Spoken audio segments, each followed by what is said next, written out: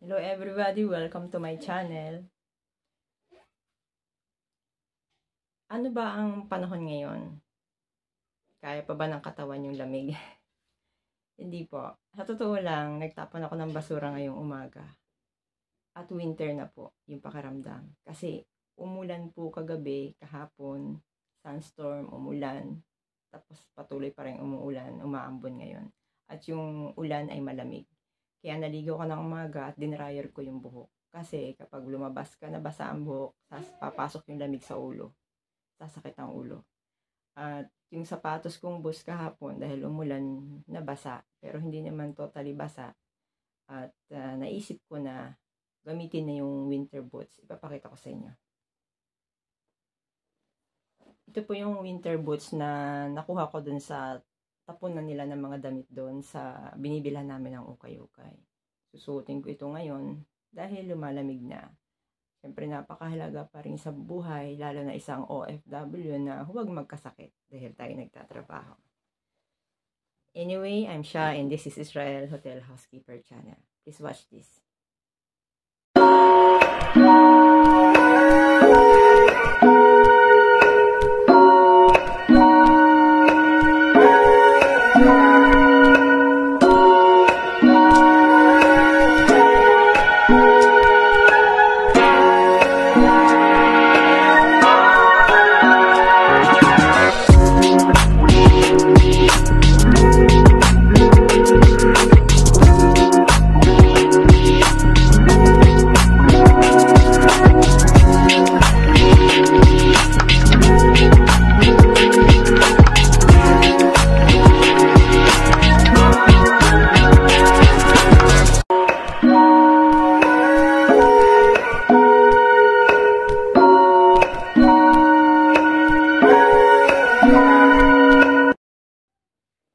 Ayan.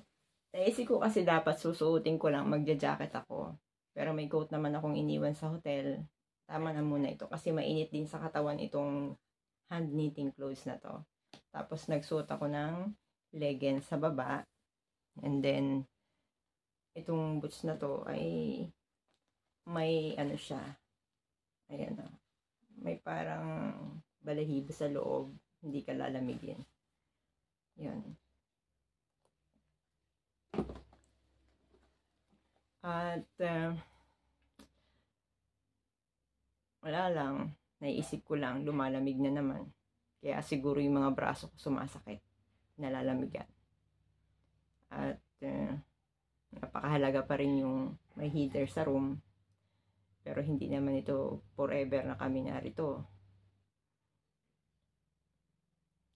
Diba? Napakahirap po kasi na halimbawa sama-sama kayo sa room. Meron pong ayaw na katulad ko, hindi ako pwede na sobrang lamig. Hindi rin ako pwede na sobrang init ng room. Kaya, yun na yun. At merong hindi rin komportableng kasama ang kasama. For example, maingay kang matulog. Humihilik ka. Oh, diba? For example lang naman yan. Ako okay lang kasi sanay naman ako sa mga hilik.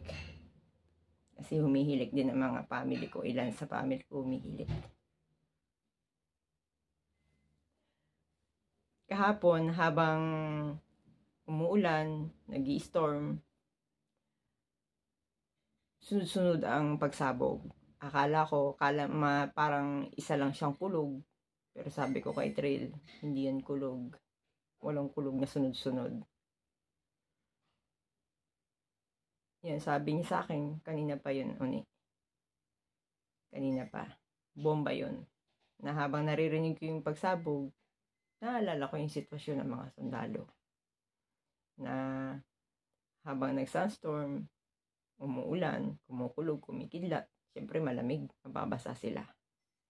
At maputik yung pakikidigma nila.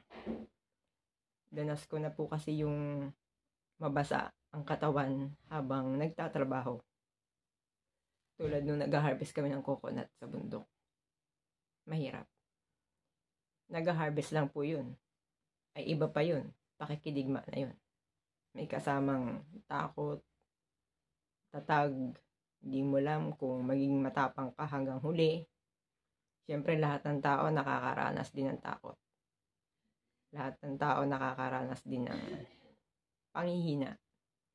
Kaya patuloy nating ipagdasal ang mga sundalo dito sa Israel at sa kaligtasan ng lahat ng tao dito.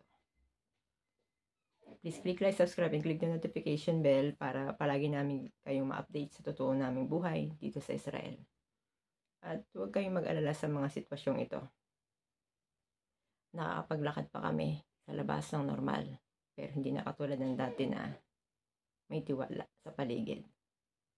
Bye-bye!